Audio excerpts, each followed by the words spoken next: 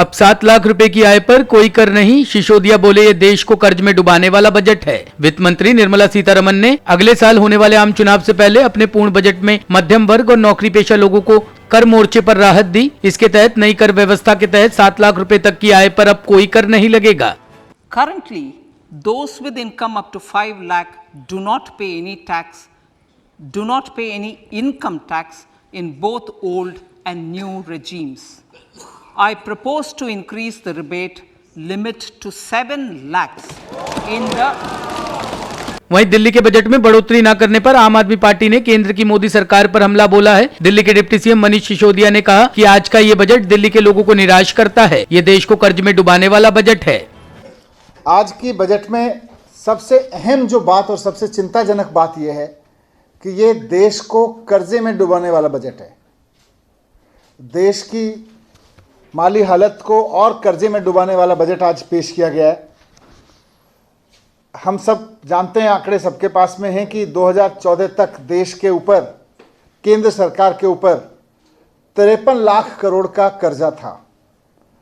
53 लाख करोड़ के कर्जे को बढ़ा के पिछले 2 कार्यकाल में भारतीय जनता पार्टी ने 150 लाख करोड़ का किया,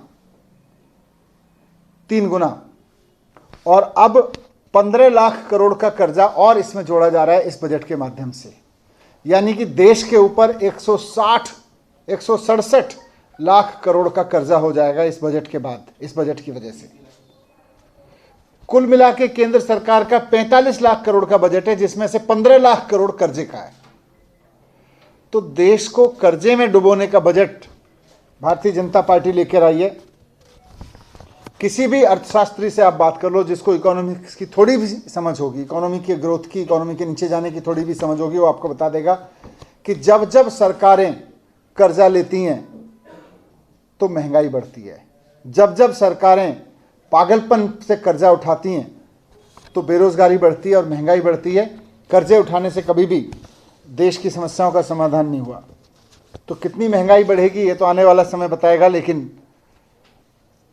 15 लाख करोड़ के और कर्जे में डुबाया जाएगा देश को।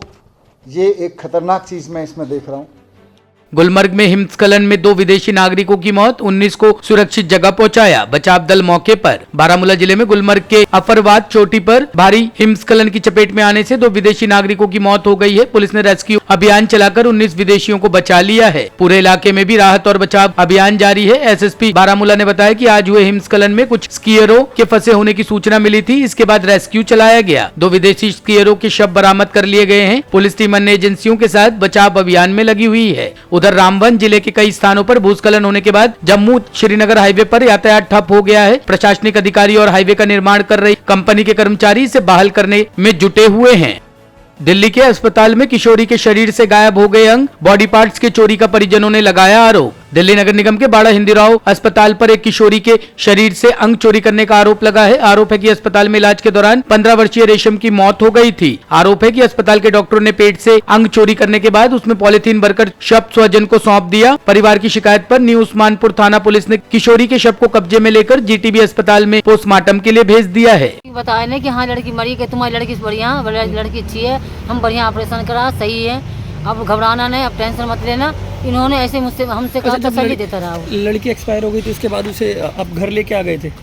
लड़की, हाँ लड़की घर लेके नहीं आई थी। मैं 15 साल की थी। तबीयत तो कुछ नहीं खराब थी, थोड़ा सा उसको हल्का सा दर्द हो रही थी। तो डॉक्टर ने बोला कि ऐसा है, कोई बात नहीं है, छोटी सी ऑपरेशन होगी लड़की का, इसमें डरने की कोई ऐसी बात नहीं है। हमने कहा ठीक है, आप कर दीजिए फिर ऑपरेशन। उन्होंने बहुत कितने घंटे तक करा था जी? 6 घंटे तक ऑपरेशन करा वो।